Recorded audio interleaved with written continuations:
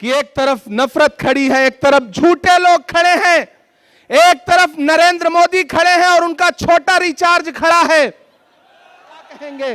तब मैं उनसे कहता था कि जो हर जालिम से टकराएगी वो आंधी बनाऊंगा, जो हर जालिम से टकराएगी वो आंधी बनाऊंगा। नए अंग्रेज आए हैं, नया गांधी बनाऊंगा। चिरागों के सफर में दबदबा हो आंधियों का, चिरागों के सफर में दबदबा हो आंधियों का, तो फिर अंजाम जुल्मत के सिवा कुछ भी नहीं होगा। यह दुनिया नफरतों के आखिरी स्टेज पर है, इलाज इसका मोहब्बत के सिवा कुछ भी नहीं होगा। मेरी आंखों के सामने जो नई नस्ल खड़ी है, तमाम बुजुर्ग यहां बैठे हैं। मैं बहुत दिन से सोचता था कि कभी आपके बीच में आऊंगा और आपसे मुलाकात करूंगा, आपसे थोड़ी देर बात करूंगा, लेकिन मौका भी मिला है तो एक चुनावी मौके पे आपके बीच में आया हूं और भाई अनिल भारद्वाज जी की आवाज पर आपके बीच हाजिर हुआ हूं। हमारे अल्पसंख्यक विभाग के प्रदेश चेयरमैन अब्दुल वाहिद कुरैशी साहब का इसरार था कि आपको हाजिर होना है। मेरे भाई, आप पिछले 3 घंटे से यहां पे मौजूद हैं, मुझे पता है, और हमसे 3 फीट 4 फीट नीचे बैठे हुए हैं, हम स्टेज पे बैठे हुए हैं। लेकिन मैं स्टेज के साथियों से भी कहना चाहता हूं कि ये जो 3 फीट 3.5 फीट 4 फीट नीचे बैठे हैं, असल में इनके होने से सारी रौनक है। ये हैं तो हम हैं, ये है तो हमारा कार्यक्रम है। मैं आपके संघर्ष को सलाम करता हूं कि आप पिछले 3 घंटे से मोहब्बत के उस मसीहा का इंतजार करते रहे जिसका नाम राहुल गांधी है। मैं उनका सिपाही बनकर के आपके बीच में आया हूं और आपसे यह कहना चाहता हूं कि 5 तारीख को आपको अपने घरों से बाहर निकलना है। न सिर्फ सदर बाजार के मुस्तकबिल का फैसला करना है, बल्कि दिल्ली के भी मुस्तकबिल का फैसला करना है। यह लड़ाई बहुत बड़ी लड़ाई है। यह लड़ाई अगर आपको लगता है कि सिर्फ चुनावी लड़ाई है तो आप गलतफहमी के शिकार हैं। एक तरफ वो ताकतें खड़ी हैं जो नफरत के साथ खड़ी हैं और एक तरफ वो ताकतें हैं जो मोहब्बत के साथ खड़ी हैं। ये इंद्रलोक है। मैंने देखा है, मैंने वो विजुअल देखे हैं कि यही आपके सामने इबादत करते हुए एक इंसान के पैर पर किस तरह से लात मारी गई थी। ये वो सरजमीन है कि जहां पिछले 15 साल से सदर बाजार के लोग, शहजादा बाग के लोग, इंद्रलोक के लोग कब्रिस्तान मांगते रहे, लेकिन कब्रिस्तान के नाम का वादा करके आपसे वोट तो लिया गया, लेकिन केजरीवाल कभी यहां झांकने नहीं आए। वो कब्रिस्तान आज भी इंतजार कर रही है। ऐसे में मैं आप सबसे कहना चाहता हूं मेरे भाई कि एक तरफ नफरत खड़ी है, एक तरफ झूठे लोग खड़े हैं, एक तरफ नरेंद्र मोदी खड़े हैं और उनका छोटा रिचार्ज खड़ा है, और एक तरफ कौन खड़ा है? राहुल गांधी। इस देश में आने वाली सदियों में जब भी नफरत और मोहब्बत को तराजुओं पे तौला जाएगा तो यह कहा जाएगा कि जब पूरे मुल्क में नफरत उफान पर थी तो एक शख्स दिल्ली में खड़ा हुआ और उसने कहा कि मैं कन्याकुमारी से कश्मीर तक चलूंगा 4000 किलोमीटर, अपने पैर के छालों की परवाह नहीं करूंगा।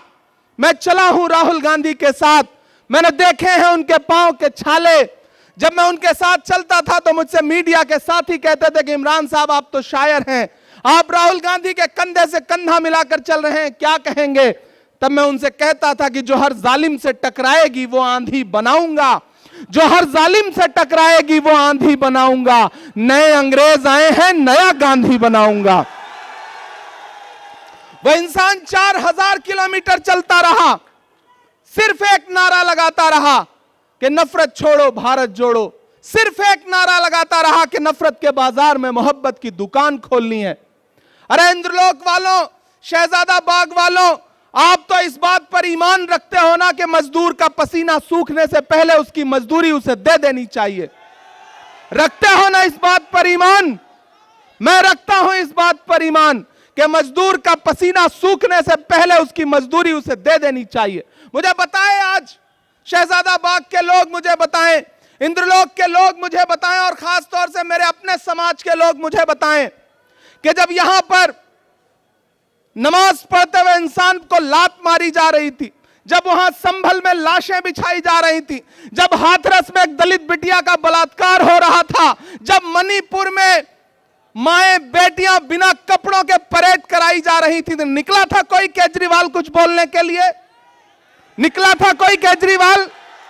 निकले कोई नरेंद्र मोदी कुछ बोलने के लिए? नहीं निकले ना। कौन निकला? संभल में कौन खड़ा था? हाथरस में कौन खड़ा था? मणिपुर में कौन खड़ा था? कन्याकुमारी में कौन खड़ा था? कश्मीर में कौन खड़ा था? जब दिल्ली जल रही थी तो कौन खड़ा था? अगर आपके हर मुद्दे पर राहुल गांधी खड़ा है तो फिर वोट अगर किसी बहुरूपीय को देंगे तो ये आप अपने जमीर के साथ नाइंसाफी करोगे। मैं अनिल भारद्वाज जी के लिए आपसे आज अपील करने आया हूं और आपसे यह कहने आया हूं कि याद करो 2013 की दिल्ली, याद करो 2014 की दिल्ली, जब एक नाटक शुरू किया गया था यहां पर और आरएसएस के लोग, भाजपा के लोग पीछे से उस नाटक की पैरवी कर रहे थे, सारा स्पॉन्सरशिप आरएसएस कर रही थी। और जब सरकार बन गई, राजनीति में आ गए तो आज सब गायब हैं। मैं तो पूरे देश में जाके शेर पढ़ता हूं कि भारत मां की आंख के तारे कहां गए, भारत मां की आंख के तारे कहां गए, आरएसएस के राज दुलारे कहां गए, अच्छे दिनों की तरह उन्हें भी खोज रहा कोई, बताए अन्ना हजारे कहां गए? सब गायब हो गए और ये बहरूपी अपने शीश महलों में घरों के अंदर दुबक के बैठ गए। केजरीवाल जी आएंगे आपके बीच में प्रचार करने तो उनसे पूछना कि जब दिल्ली जल रही थी तब क्यों नहीं आए हमारे बीच में, आज सुरक्षा लेकर के हमारे बीच में आ रहे हो। केजरीवाल की खांसी बंद हो गई, पूरी दिल्ली को खांसी आने लगी। इसलिए मैं आपसे कहना चाहता हूं साथियों कि अनिल भाई आपके बहुत शानदार प्रत्याशी हैं, राहुल गांधी जी ने इन पर भरोसा किया है। मैंने आपसे कहा ना कि आप तो इस बात पर ईमान रखते हो कि मजदूर का पसीना सूखने से पहले उसकी मजदूरी उसे देनी चाहिए। मैं चला हूं राहुल गांधी के साथ कन्याकुमारी से कश्मीर तक, मैंने उनके पांव के छाले देखे हैं। मैं उन पांव के छालों की याद दिलाते हुए आपसे कहना चाहता हूं कि अगर इस बात पर ईमान रखते हो कि मजदूर का पसीना सूखने से पहले उसकी मजदूरी उसे दे देनी चाहिए, तो मैं आपसे राहुल गांधी की मजदूरी मांगने आया हूं। और वो मजदूरी है अनिल भाई को अपना एक एक वोट देकर के हाथ के पंजे के सामने वाले बटन पे 5 तारीख को अपना एक एक वोट देकर के इन्हें विधानसभा पहुंचाइए। आपका दिया गया एक एक वोट सिर्फ अनिल भारद्वाज को नहीं मिलेगा, मोहब्बत के उस मसीहा को मिलेगा जिसका नाम राहुल गांधी है। आपका दिया गया एक एक वोट सिर्फ अनिल भारद्वाज को नहीं मिलेगा, इस देश में डॉक्टर बाबा साहब अंबेडकर के संविधान के सबसे बड़े अगुआ मल्लिकार्जुन खड़गे जी को मिलेगा। आपका अनिल भारद्वाज को दिया गया एक एक वोट सिर्फ इनको नहीं मिलेगा, इस देश में महिलाओं की सबसे बड़ी आवाज प्रियंका गांधी जी को मिलेगा। आपका दिया गया एक एक वोट सिर्फ अनिल भारद्वाज को नहीं मिलेगा, इमरान प्रतापगढ़ी पे आपका एहसान होगा। यह कहने के लिए आपके बीच में आया हूं और आपसे गुजारिश करता हूं कि इस बड़ी लड़ाई में आपको चुनना पड़ेगा। और अकलियत के लोगों, खास तौर से मेरी एक बात सुनना और जाना, तो रात को जब सोने लगना अपने तन्हा कमरों में, तो याद करना कि एक 35-36 साल का लड़का आया था, एक बात कह करके गया, आप पिछले 3 बार से केजरीवाल को वोट देते आ रहे हो, लेकिन जब जब आपको जरूरत पड़ी केजरीवाल कहीं नजर नहीं आए। क्यों? क्योंकि उनको पता है कि आप थोक के भाव वोट दे दोगे। मैंने एक फिल्म देखी थी, उस फिल्म में एक डायलॉग था कि आग को पानी का डर बना रहना चाहिए। आपने वो डर खत्म कर दिया, आपने उनको यह एहसास दिला दिया कि आप दिल्ली दंगों पे बोलो या ना बोलो, हम तुम्हें वोट देंगे। आपने एहसास दिला दिया कि जब बिल्किस के बलात्कारी रिहा किए गए और मीडिया ने मनीष सिसोदिया से पूछा कि आप क्या बोलोगे, तो उन्होंने माइक अपने सामने से हटा दिया, लेकिन फिर भी आपने उन्हें वोट दिया। आपने उन्हें एहसास दिला दिया कि आप संभल में लाशें बिछी रहेंगी, आप नहीं बोलोगे, हम फिर भी आपको वोट देंगे। और दलित भाइयों, आपने एहसास दिला दिया कि हाथरस में दलित बिटिया के साथ बलात्कार हुआ, अरविंद केजरीवाल कुछ भी नहीं बोलेंगे, लेकिन फिर भी आप उन्हें वोट देंगे। यह भ्रम तोड़िए, उन्हें एहसास दिलाइए कि आग को पानी का डर बना रहना चाहिए। वो डर जो खत्म हुआ है उसे 5 फरवरी को फिर से पैदा करिए। अपने घरों से निकलिए और अपना एक एक वोट अनिल भारद्वाज को दे करके राहुल गांधी के हाथों को मजबूत करिए। बहुत लंबी तकरीर नहीं करनी है, आपसे बस यह कहने आया हूं कि यह लड़ाई बहुत बड़ी है। यह लड़ाई नफरत और मोहब्बत के बीच में है। एक तरफ वो लोग खड़े हैं जिनके नारे हैं कि बटोगे कटोगे, मंगलसूत्र छीन ले जाएंगे, भैंस खोल ले जाएंगे, और एक तरफ कौन खड़ा है जिसका नारा है कि नफरत के बाजार में मोहब्बत की दुकान खोलनी है। मेरी नई नस्लों, एक इंसान जो बिना डरे हुए इस देश के हाकिम की आंख से आंख मिला करके बोलता है, इस देश में संविधान बचाने की लड़ाई अगर सबसे बड़ी कोई लड़ रहा है तो उस शख्स का नाम राहुल गांधी है। हम सब उसके सिपाही बनकर के आए हैं।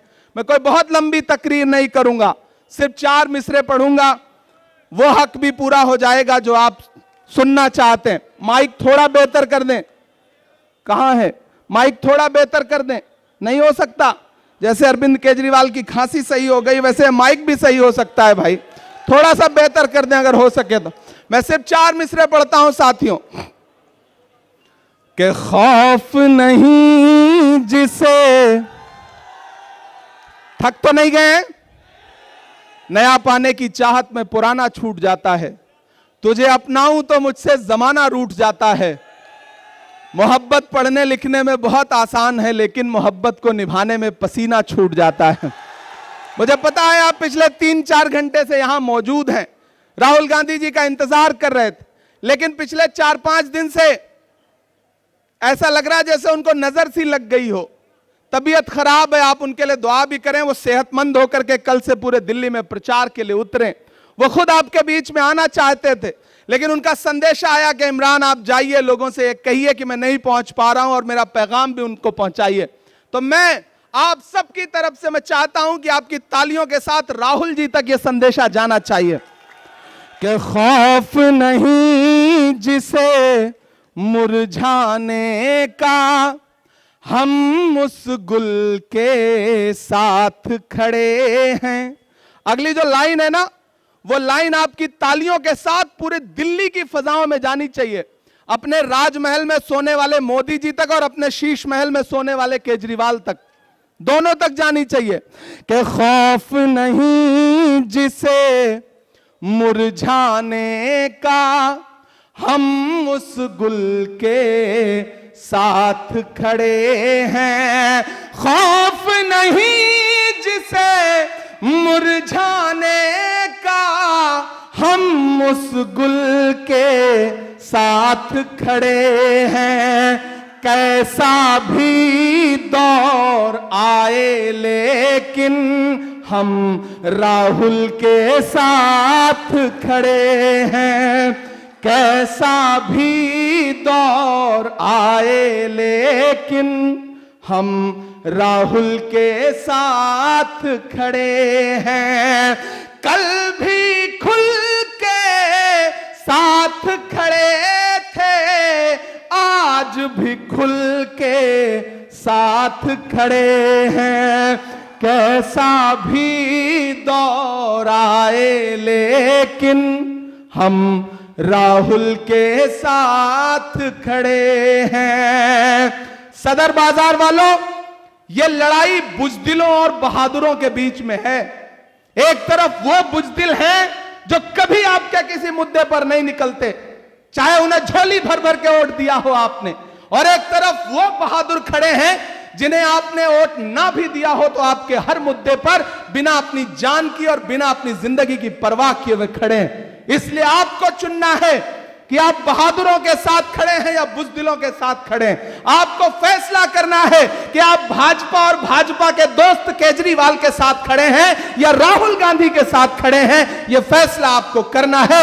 यह मैं आपसे गुजारिश करते हुए आपसे विदा लूंगा और यह कहूंगा कि अनिल भारद्वाज साहब को चुनाव जिता करके असेंबली पहुंचाइए। मैं आपसे वादा करता हूं कि यही आपका शुक्रिया अदा करने के लिए इमरान प्रतापगढ़ी भी आएगा और राहुल गांधी जी भी आएंगे, ये हम आपसे वादा करते हैं। बहुत शुक्रिया, बहुत मोहब्बतें, आपने बहुत सारा वक्त दिया है। बहुत शुक्रिया काजी साहब का, देवेंद्र जी का, और खुसूसी तौर पर वाहिद कुरैशी साहब और उनके साथियों से भी मैं कहूंगा कि इस चुनाव को मजबूती के साथ अनिल भाई के लड़ाइए। बहुत शुक्रिया, बहुत